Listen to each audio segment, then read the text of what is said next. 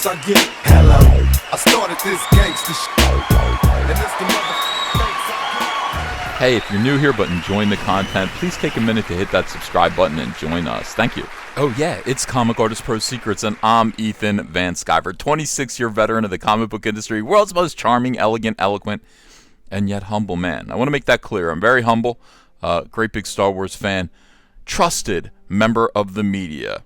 Here's a reminder for you. Cyberfrog Blood Honey with a brand new team-up cover is available again on Indiegogo for a limited time. So if you have not yet backed my incredible comic book project, Cyberfrog Blood Honey, the largest crowdfunded comic book of all time, now's a chance to do so. The link is below in the description. Thank you.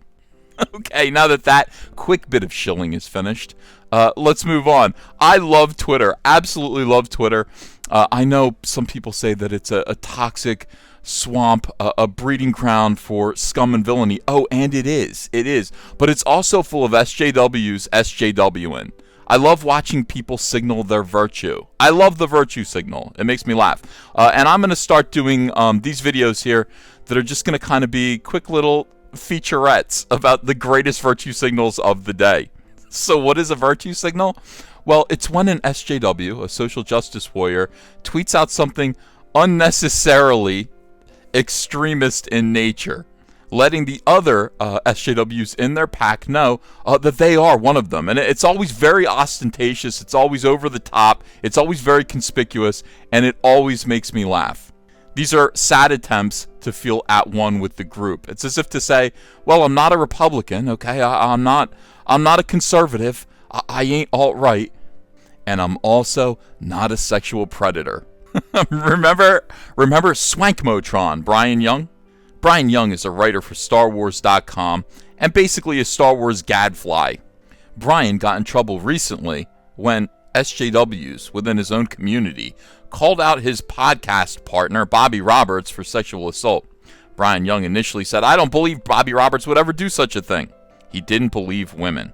There was no evidence against Bobby Roberts after all, so this was a reasonable thing to say, but not if you're an SJW. And sure enough, SJWs swarmed poor Brian Young, poor Swankmotron, backing him into a corner and forcing him to sell out and betray his friend by apologizing for not believing the women who were calling his friend a rapist. These SJWs had no further use for Brian Young, Swankmotron, at all, and so they responded to his apology the way that they would respond to an apology from anyone. They swarmed him after smelling his blood, and they began to accuse him of visiting sex chats with underage Star Wars fans. Brian retreated and has been desperately, virtue signaling ever since. Desperately signaling his virtue. It's like a searchlight in the sky. It's a beacon of virtue. It's a lighthouse of benevolence, all coming from Brian Young, letting people know he ain't no threat, and he's never gonna not believe women again. So yesterday, Brian Young tweeted out this gem. This is one of the greatest virtue signals I've seen in a long time, and I couldn't stop laughing. Check this out. Every day, WB, that's Warner Brothers, refuses to greenlight a Batman Beyond movie featuring Michael Keaton and Michelle Pfeiffer is the day they're leaving money on the table. This is reasonable. Actually, I agree with this, Brian. I agree. Batman Beyond should be a movie, and Michael Keaton obviously should play Bruce Wayne. Obviously, old man Bruce Wayne. And sure, bring back Michelle Pfeiffer. She still looks great. We could have Bruce Wayne and Catwoman married, living together in Wayne Manor, right? And then, of course, we'd have to bring in Terry McInnes, who was a Scottish boy who became... Oh, wait, look at this. He goes on. Cast the young woman of color as Terry McInnes and bring Marlon Wayans back as a disgruntled Dick Grayson. It writes itself. Yes, it does. It does write itself. In human fecal matter. What are you talking about, Brian? I love the way he casually gender swaps Terry McGinnis. Okay, so now Batman Beyond, people looking for a Batman Beyond movie might be looking for a literal translation of the original animated series to, live action screen. But no, Brian Young sees an opportunity here, an opportunity to make a point, to make the same mistake that Marvel made all through 2016 and 2017. Gender swap this character, and then also let's make him a person of color. Let's make him a POC as well. That won't bother anybody, but it'll make Brian Young feel pretty good about himself. And then Marlon Wayans. What was Marlon Wayans the only black person you could think of, Brian? I mean, what, Marlon Wayans as Dick Grayson? Well, Marlon's probably the right age. He's 46 years old. And he could, I mean, maybe he's built like a superhero. I never really saw Marlon Wayans as a superhero. I saw him as a comedian. So it's an odd choice. The one thing I'm happy about with this virtue signal, and I'm wondering why he didn't do this, he didn't actually at Marlon Wayans. He should have done that. He should have added Marlon Wayans to just say, hey, thinking of you, think that you should be Rick Grayson. Rick Grayson. And it does write itself. It's, from there, sure. I love it. Brian Young out there saying, see, I'm still sensitive, guys. I'm still one of you. Part of me thinks this is just a troll. Like, Brian's out there just trolling, just trying to annoy people for attention. Well, Brian, you're not annoying anyone, but you are making a lot of people laugh. That is extremely, extremely funny. I'm gonna give you the benefit of the doubt and say, yeah, Brian Young is not a po-faced SJW. He actually is, he's kidding, right? He's kidding? I don't know. Okay, moving on. Neil Adams, legendary comic book artist Neil Adams, got into a little bit of controversy just recently when he tweeted out, whoa, I'm hearing that certain creatives are not getting work because of their Republican political views. I hope this is wrong. We are a creative community, not a political party. The very thought that blackballing for political reasons happens would be just plain wrong. Now, immediately, this sent a bunch of signals out to the comic book industry. I think Comicsgate let him know, oh, yeah, it's true, Neil, it's true. While Anti-Comicsgate immediately said, shush, shut your mouth. You're giving oxygen to toxic people, Neil. And sure enough, like 19 hours later, I think Diversity in Comics timed it. 19 hours later, he tweets out, well, 100 phone calls later, and I haven't found any talented artists or writers who don't get work because of their political views. I was pretty thorough, and I could be wrong, but I just can't find it. I hope all in our biz do well. Love you all. Neil, how many untalented writers and artists did you find that did get work because of their political views? Did you try the reverse in that experiment? Now, since this set of tweets, Neil has been, a topic of conversation. What did happen? What exactly happened? And what was this all about? Neil has laid low for the most part, but then tweeted out yesterday, and this is awesome. This is a great virtue signal to calm down. Listen, I completely understand. You got to calm the piranhas down. These people are nuts. They are going to continue to swarm you and attack you unless you send them just the right virtue signal. And this is a good one. Neil Adams, Donald Trump has made me ashamed to be white. Sorry. Made him ashamed to be white. And made me prefer to identify with whatever amount of me is otherwise. What the fuck? One day I hope to be less ashamed. Not now. I'm sorry. I'm sorry.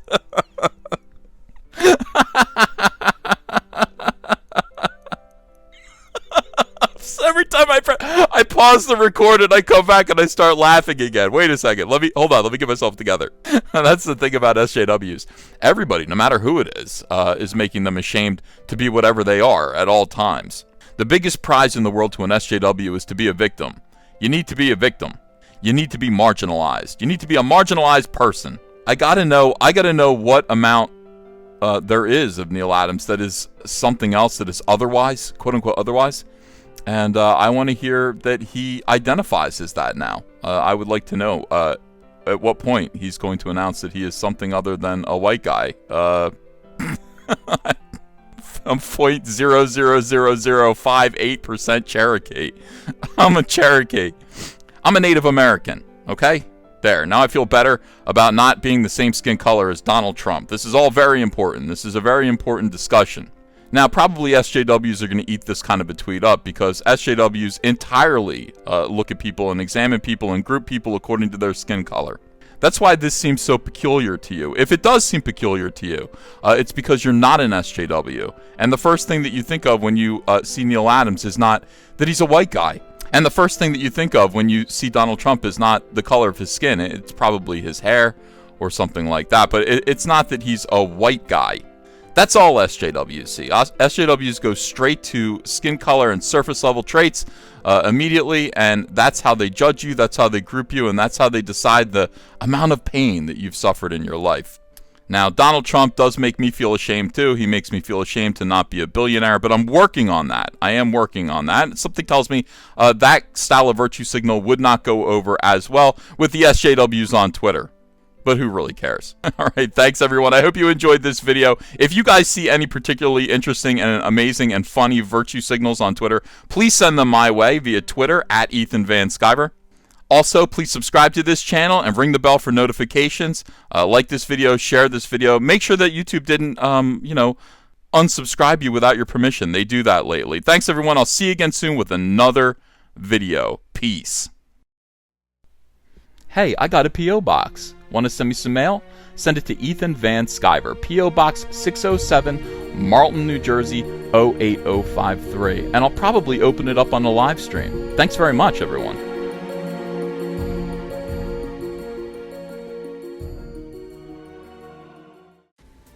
Hey, you want to follow me on Twitter? Are you sure? Well, if so, I'm at Ethan Van Sciver. That's at Ethan Van Sciver. See you there.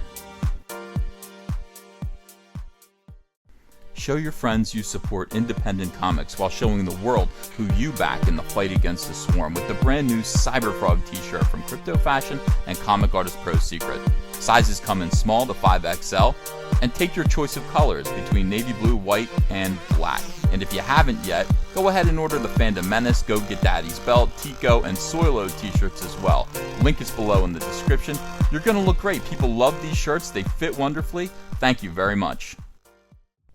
Hello, potential Indiegogo backers. Hello, friends. My name is Ethan Van Sciver. I'm a comic book creator who worked for 20 years for Marvel and DC Comics on books like Green Lantern, Flash, Superman, Batman, and X-Men. But before that, I had a comic book called Cyberfrog. Now, Cyberfrog lasted from 1993 to 1998, and then it stopped when I went to go work for DC Comics. Now I want to tell the story of where Cyberfrog has been for the last 20 years. I want to write, pencil, ink a book called Cyberfrog Blood Honey that tells the story of gigantic alien hornets that come to Earth and conquer it, sending Cyberfrog into deep hibernation, where he emerges now in the year 2018 into a completely alternate reality, a new world where these hornets have taken over, devastated humanity, using human skin to make gigantic wasp hives, and harvesting human blood to make honey to feed their young. Very few humans still exist. But it's up to Cyberfrog to save what's left of humanity and turn back the damage that's been done by these wasps with his brother Salamandroid and his friend Heather Swain. I want you to help me do this. We're going to get colors by Kyle Ritter. He's a fantastic colorist, and he's going to make this book sing. I'd like this to be a 48-page one-shot prestige format, part 1 of 4. So I'm asking you to help me launch the very first Cyberfrog Blood Honey epic graphic novel. Are you in? Will you help me? I hope so. Let's get this frog jumping again. If you enjoyed this video and want to become part of this community, subscribe to this channel by clicking the laughing man face logo right on your screen. Ring the bell for notifications as well. You'll never miss a live chat. And stay tuned, another video by Comic Artist Pro Secrets is coming right up.